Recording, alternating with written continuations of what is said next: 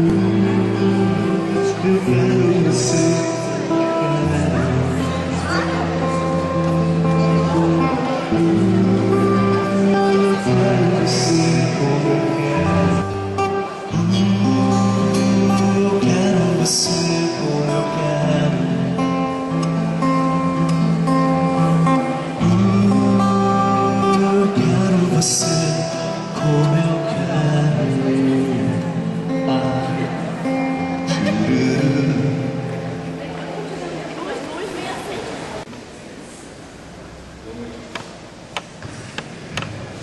Boa noite a todos os presentes.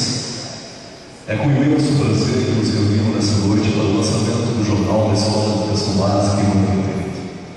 Uma produção dos nossos alunos das primeiras séries do ensino médio sob a coordenação da professora de língua portuguesa, Marilene de Souza.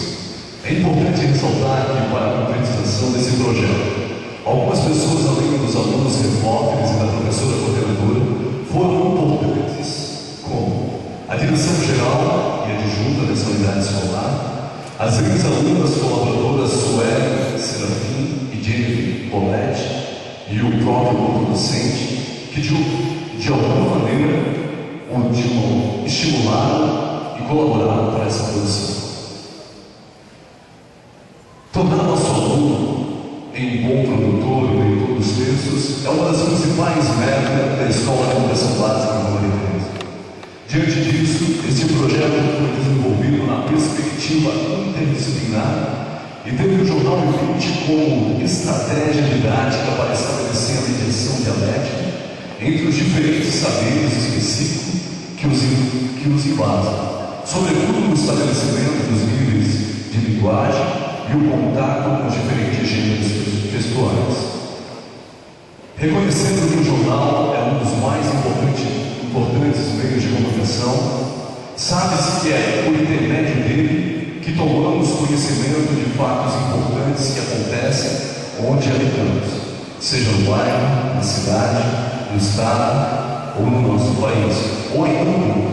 Além disso, esse material trata-se de um excelente instrumento para o desenvolvimento e a prática da maioria dos conteúdos contidos nas áreas do conhecimento, transmitido através da educação formal, motivando a autonomia e a criatividade dos alunos no que diz respeito à leitura e à produção de texto.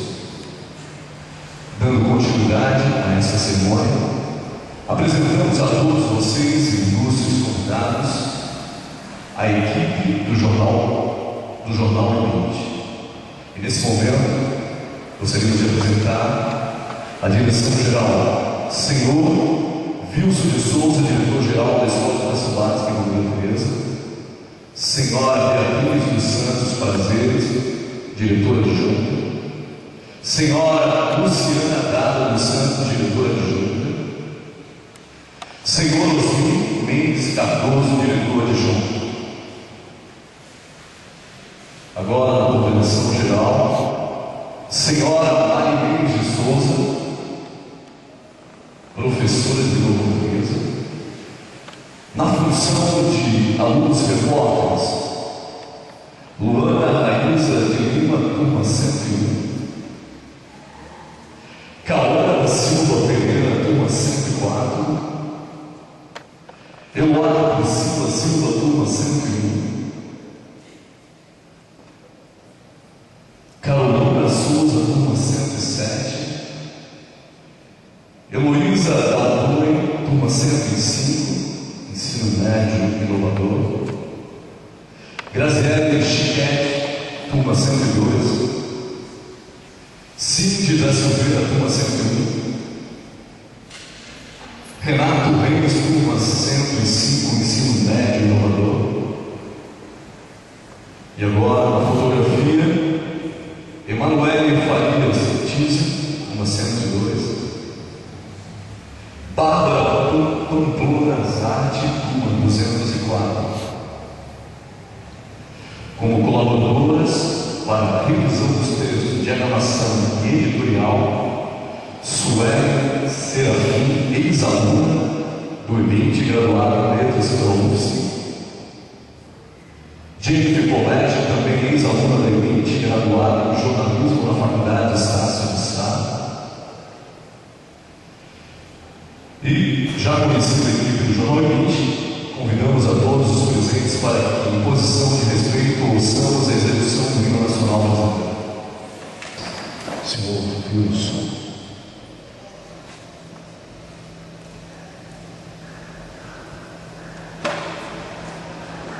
Prezados colegas da direção, assessores, representantes da APP, professor Fábio, professores, funcionários, alunos, repórteres e demais convidados presentes, também o Mário Mota, que vem nos prestigiar. É com muita alegria e satisfação que compartilho com todos vocês nessa data a concretização de mais um dos projetos da Escola de Educação Básica Irmã Maria Tereza. Agradeço e parabenizo toda a equipe do Jornal E20 pela dedicação, empenho e comprometimento nesta empreitada. Vocês hoje estão trazendo para a nossa escola mais um meio de comunicação entre todos os setores dessa unidade, bem como a própria comunidade local. Fico feliz por vocês e espero muito sucesso ao longo da caminhada desse grupo de trabalho, especialmente a vocês, ex-alunas da nossa unidade escolar, Sueli Serafim e Jennifer Poleto. Muito obrigado por terem retornado para a nossa instituição. Agora, num outro patamar, uma como já profissional e outra em formação, porém, ambas com muita competência e responsabilidade. Vocês são a amostra do reconhecimento do nosso trabalho. E, finalmente, a todos vocês que nos convidaram, muito obrigado por disporem de seus tempos preciosos, alguns minutos para nos prestigiarem. Sinto-se à vontade nesse espaço. Muito obrigado.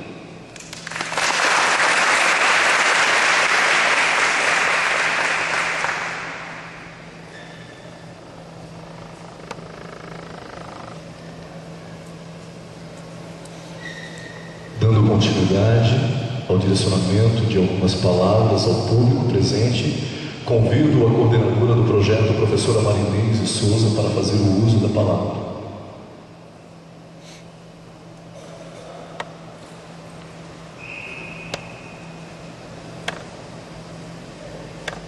Senhores diretores da E20, palestrantes convidados, amigos professores, alunos e ex-alunos, repórteres e demais convidados.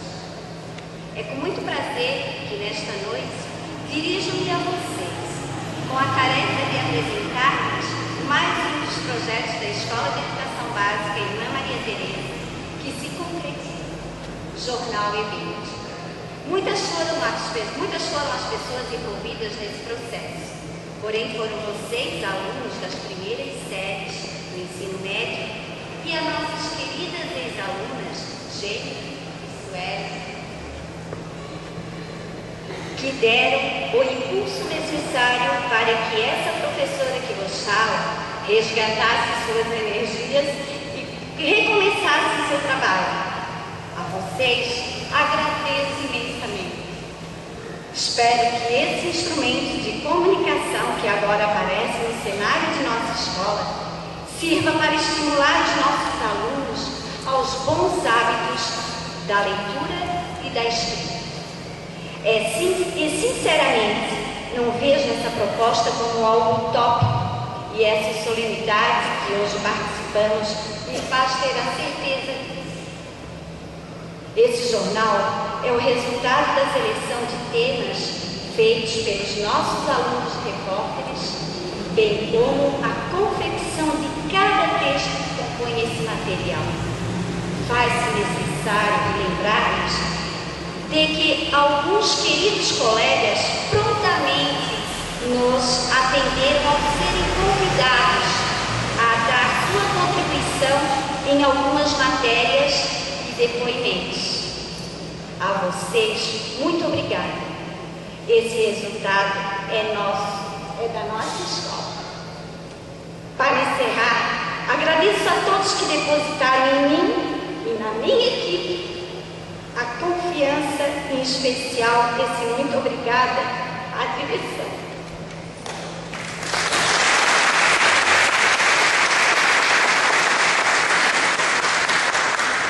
Hoje, sem sombras de dúvidas, sinto-me realizada e consciente de que tenho um papel importante no processo educacional dessa escola, pois percebo nestes jovens um brilho diferente no olhar, expressando vontade de fazer as coisas acontecerem. Obrigada pela presença de todos e façam todos uma boa leitura desse material. Obrigada mais uma vez e desculpem a emoção.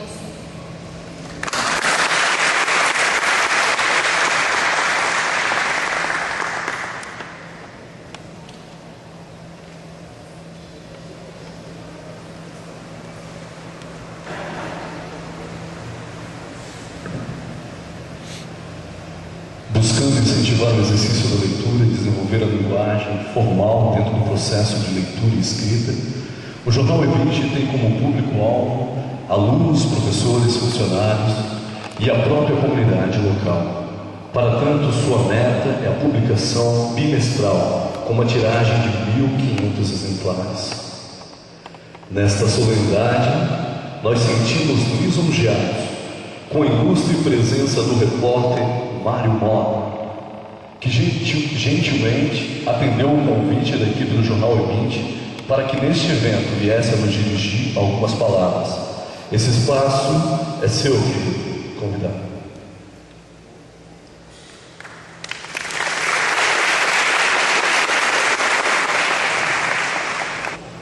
Tendências, vocês sabem o que é tendência. Tendências são construídas. As tendências não são obras do acaso. Novas tendências são tramadas por fatos, acontecimentos e eventos que se sucedem o tempo todo num intrincado conjunto de influências mútuas. É o presente moldando o longo prazo. Muitos desses fatos, desses eventos, acontecem aparentemente sem querer, quase por acaso.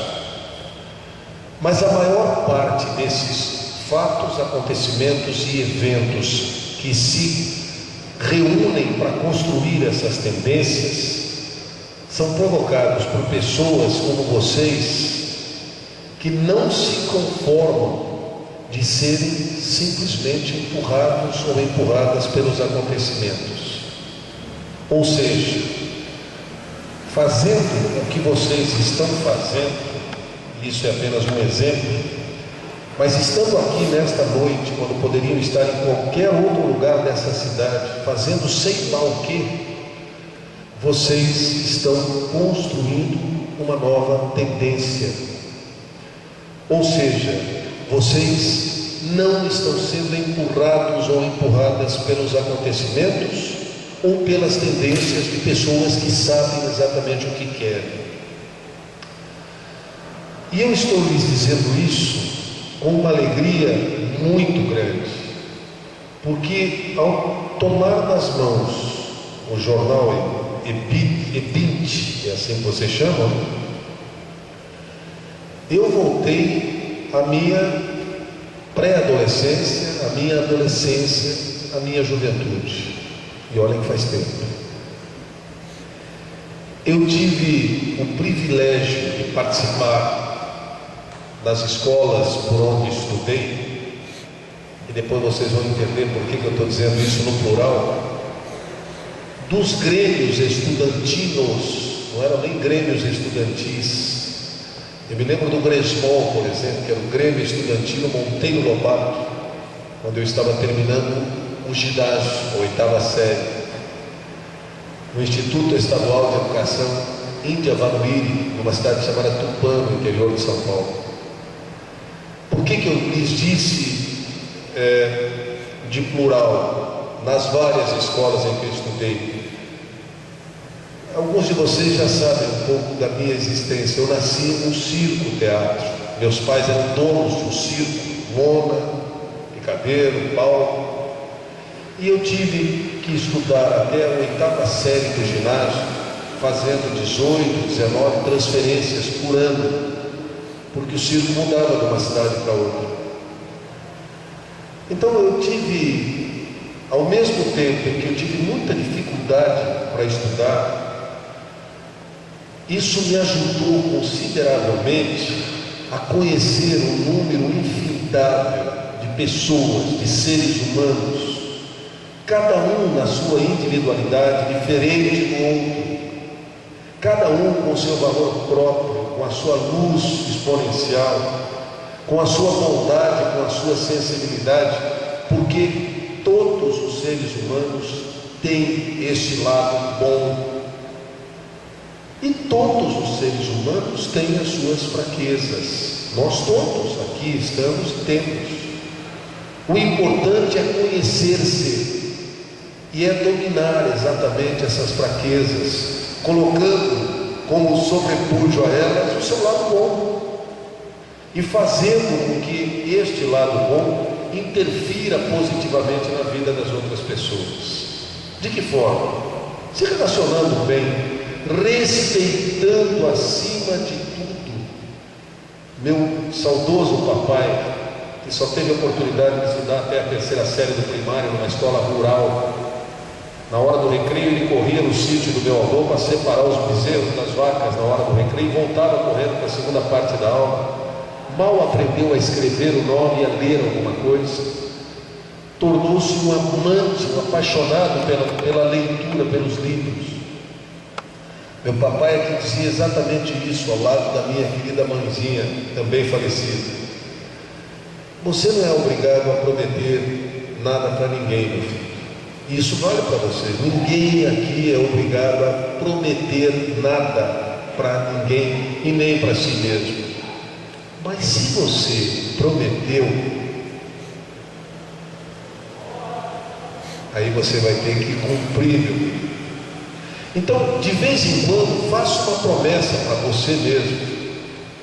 Essa da leitura, por exemplo, é muito legal. Eu prometi que eu ia fazer o possível para ler desesperadamente. Eu não tinha obrigação nenhuma de prometer isso para mim ou para os meus pais, mas depois que eu prometi, eu busquei cumprir aquilo. Meu querido companheiro e colega do Jornal do Almoço, Luiz Carlos Prates, que diz... Ele conta uma historinha do Bill Gates que eu acho maravilhosa, você já deve ter ouvido. Bill Gates ia entrar em férias.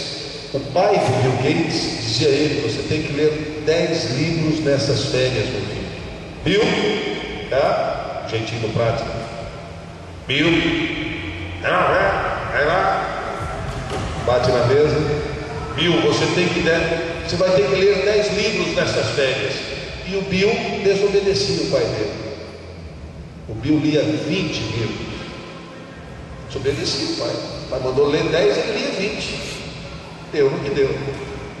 Então, se eu puder deixar uma mensagem para vocês, além de parabenizar pelo que vocês já produziram, porque isso é uma produção de altíssima qualidade, não só do que vocês colocaram, mas do que vai produzir na medida em que puder servir por outros colegas e por outras colegas e por familiares desses outros colegas e colegas e por amigos que não estão estudando, que talvez não tenham essa oportunidade que vocês estão tendo e estão sabendo valorizar. Sem dúvida, é a mensagem da leitura. Leiam, leiam, leiam, leiam. E a hora que estiverem começando a ficar cansados, leiam novamente, leiam mais um pouco, descansa, lê. Vai ao banheiro, não tem o que ler, leia a bula do shampoo, mas leia. E alguma coisa vocês vão tirar dali. Por exemplo, quem assina a fórmula de um shampoo anti-caspa? É um farmacêutico ou um químico? Eu não vou responder, não, eu estou perguntando. Porque muito mais difícil do que dar uma resposta é formular uma pergunta que vocês ainda não tiveram, que ninguém lhes fez. É uma pergunta nova. uma pergunta nova motiva buscas, respostas novas. Imagina, é muito mais difícil fazer uma pergunta que ninguém fez ainda. Se a pergunta não foi feita, ninguém foi obrigado a pensar para respondê-la. Então, eu tive o privilégio de participar de confecções de jornais estudantis, numa época em que eu nem imaginava um dia trabalhar no jornal efetivo, como é o caso do Hora de Santa Catarina, como foi o caso do Correio Lagiano, onde eu mantive uma coluna por muito tempo, como foi o caso do jornal de Tupã, que foi a cidade onde meus pais escolheram para fixar a residência depois de quase 20 anos andando com o circo pelo interior de São Paulo.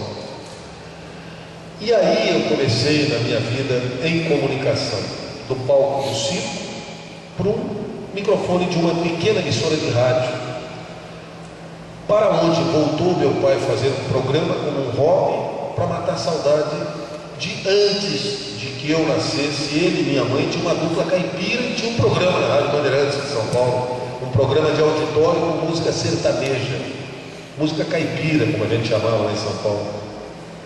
Fecha a porta, poeta, paulista do interior, é mais ou menos assim, sabe? Então, aliás, essa história tem umas brincadeirinhas interessantes, que o cavalo, quando galopa pelo interior de São Paulo, no meio dos caipiras, ele faz pocotor, pocotor, pocotor, pocotor. O trenzinho de ferro, a Maria Fumaça, quando vem de lá, vem forte, forte, forte, forte, forte, forte. Aí o maquinista puxa a cordinha e faz pia, pia. Se for máquina caipira, ela não faz pi, ela faz pi, né? A galinha faz cocoricó.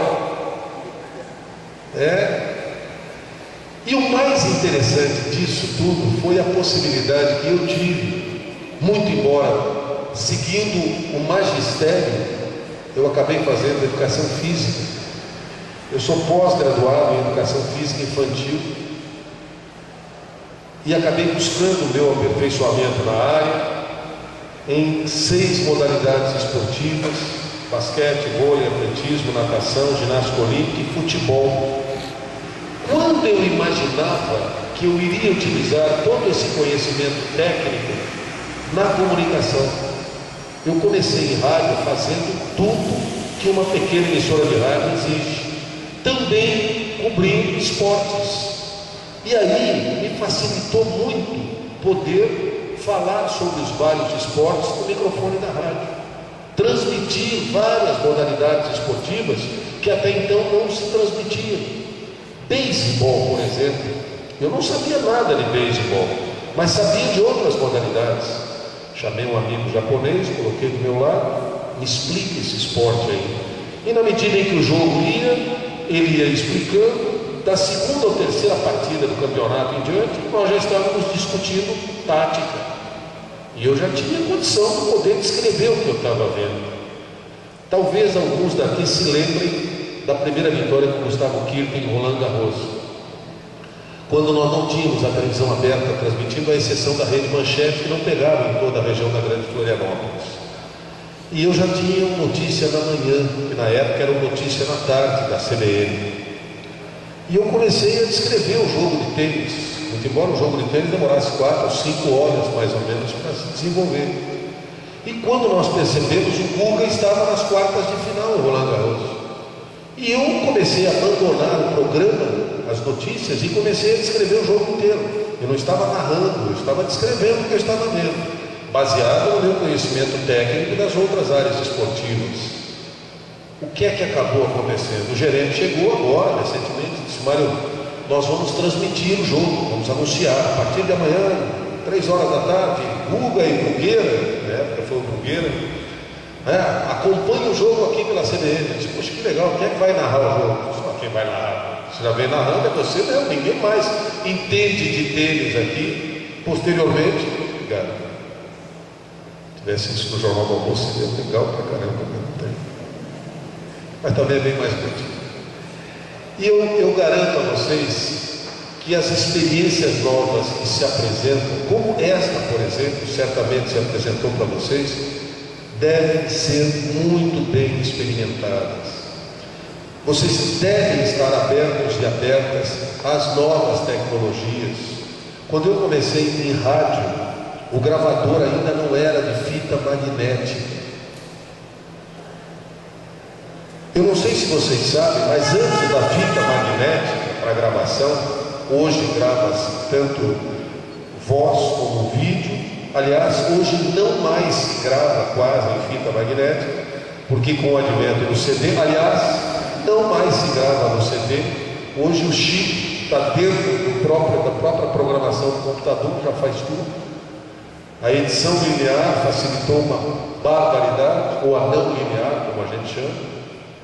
Mas quando eu comecei em rádio, o gravador ainda não usava fita magnética, usava um cordão de aço magnetizado e posteriormente uma fita de papel fininha, como se fosse uma fita magnética, era papel polvilhado de ferro, um pó de ferro colado naquela fita de papel que volta e meia rasgava. Você estava gravando, enroscava, você tinha que parar e ir lá e colocar um durex do lado, nas costas da fita, para não estragar o cabeçote na hora da leitura.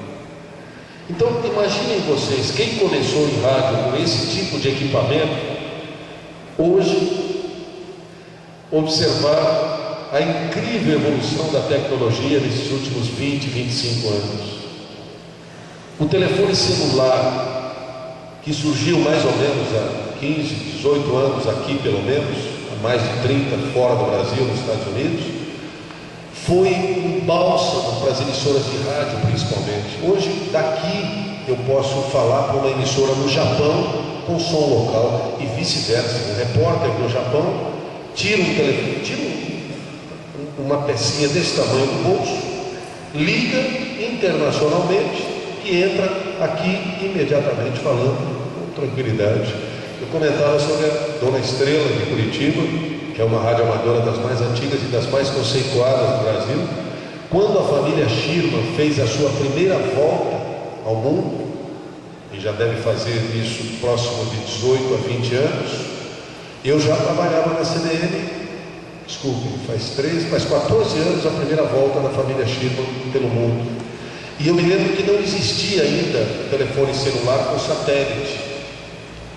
Então eu tinha que colocar o Wilfredo Schirman para falar para Florianópolis. Ele estava onde? Na Malásia, estava na Indonésia. Como é que a gente fazia isso? Eu fiz amizade com a Dona Estrela em Curitiba, uma senhora que tinha um rádio amador, uma rádio amadora das mais conceituadas.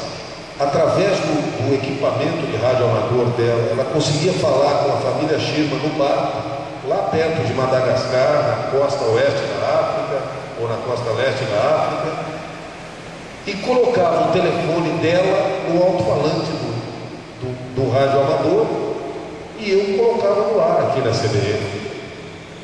Perguntava a ela, pergunte ao capitão como é que está a viagem. E ela fazia a indagação ao capitão, o capitão respondia pelo PX ou pelo PY, é o PX, né, cara? É do PY, né? E ela colocava o microfone no alto-falante e nós conseguimos divulgar aqui. Então, eu voltei à infância ali, enquanto a professora falava da confecção do jornal, porque eu me recordo que eventualmente conseguíamos fazer alguns jornais com mimeógrafo a álcool, posteriormente com mimeógrafo a tinta, e distribuímos esses jornais com algum tipo de literatura. E percebo a facilidade técnica que vocês encontram hoje de poderem fotografar e até filmar, se quiser, selecionarem as fotos imediatamente no computador, prepará-las, melhorá-las, dar mais qualidade, mais colorido, mais claridade, mais contraste, diagramarem na própria tela do computador, que lhes permite fazer tudo isso, entregarem, se for o caso e quiserem imprimir numa gráfica, até tudo prontinho num arquivo, ou até transferir pela internet para a gráfica e receber de volta depois o material pronto. Eu não sei, mas acredito que vocês já devem estar pensando em ter também o EBIT num site na internet. O caminho é esse. É muito interessante que vocês continuem produzindo no papel, pelo menos temporariamente, porque a tendência dos principais jornais do mundo é deixar de ser impresso também. Aliás, o Jornal do Brasil, há 2 semanas atrás, deixou de ser impresso e de ir para as bancas. Ele só está na internet agora. E o próprio New York Times, que é um dos órgãos de imprensa mais famosos do mundo, já está dando a entender que dentro de algum tempo não estará mais nas bancas como impresso. Mas é da maior importância que vocês imprimam suas ideias, até por experiência, e para que vocês possam sentir o cheiro da tinta e o que tudo que vocês produziram quis transmitir às pessoas. Eu não vou me estender mais, apenas quero agradecê-los e agradecê-las pela oportunidade de poder estar aqui com vocês. Eu me sinto profundamente orgulhoso e recompensado quando eu encontro alguma iniciativa desse tipo e jovens como vocês. E eu estou acrescentando aqui todo mundo, inclusive os cabelos brancos, porque são jovens também, porque juventude não se trata de uma idade cronológica estabelecida, é um estado de espírito. O general MacArthur dizia isso. A juventude é um estado de espírito, e se vocês todos estão aqui, o motivo que os uniu e que nos uniu é o mesmo. Nós estamos aqui porque acreditamos nesta juventude que nos uniu. E é certo que um estabelecimento de ensino, que é onde a chamada educação formal precisa ser repassada, onde os conteúdos tradicionais que a humanidade fez, refez e vai refazendo a cada dia, e que os vossos professores e professoras têm obrigação de reconstruir na sala de aula com vocês, certamente vocês têm hoje muito mais oportunidades do que nós, mais idosos, tivemos. Não reclamamos da forma como estudávamos, não. Mas naquela época, o poder estava só com o professor, porque o saber estava com ele. E era desta forma que a educação acontecia. Nós tínhamos que nos concentrar e beber daquela fonte. O mundo evoluiu. Vocês hoje não só bebem da fonte do saber dos vossos professores e devem respeitá-los ainda mais por isso, pela generosidade de dividir com vocês os seus conhecimentos, como ainda lhes é permitido reconstruir esse conhecimento e torná-los propriedade, entre aspas, da vossa consciência. Aproveitem a forma como a educação está sendo feita cada vez mais.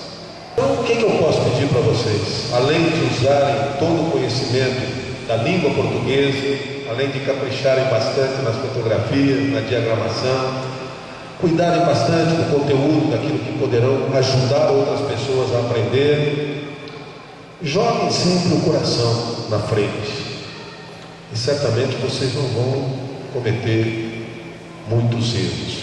E se cometerem algum erro, lembrem-se, coisas ruins não são o que de pior pode nos acontecer. O que de pior pode nos acontecer na vida é nada, é não acontecer nada. Aí certamente a gente terá morrido, esquecido de deitar, e nem as formigas nós serviremos como refeição. Um beijo nos vossos corações, muito obrigado pelo carinho, pelo respeito, e mais uma vez, parabéns pelo produto do esforço de vocês, de coração. Obrigado.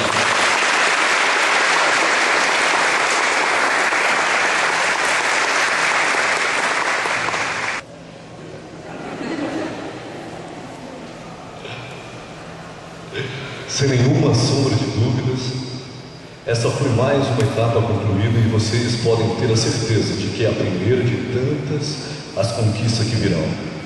Os obstáculos serão inevitáveis durante suas caminhadas, mas vocês não deixarão de sonhar, de serem otimistas e fortes. Para tanto, fiquem certos dos laços de amizade que, através deste projeto, se estabelecerão e se estreitarão, comprovando a importância e a eficiência do trabalho em equipe. Nesse clima de alegria, satisfação e realização, damos por encerrada a solenidade de lançamento do Jornal E20, mais um dos projetos da Escola de Educação Básica em Maria Teresa. E aproveitamos para convidar todos os presentes para o coquetel de confraternização. Obrigado e boa noite a todos.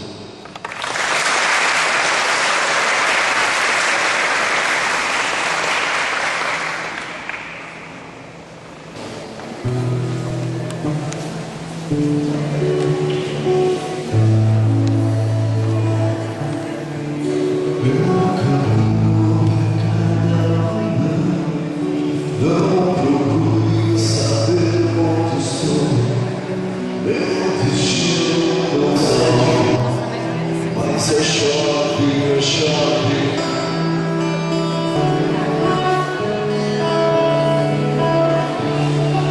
Se um dia eu pudesse ver meu passado inteiro e fizesse parar de chover, querendo te encontrar em cada esquina, para em cada olhar.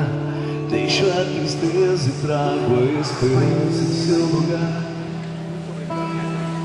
Meu nosso amor pra sempre viva, minha dádiva. Quero poder jurar que essa paixão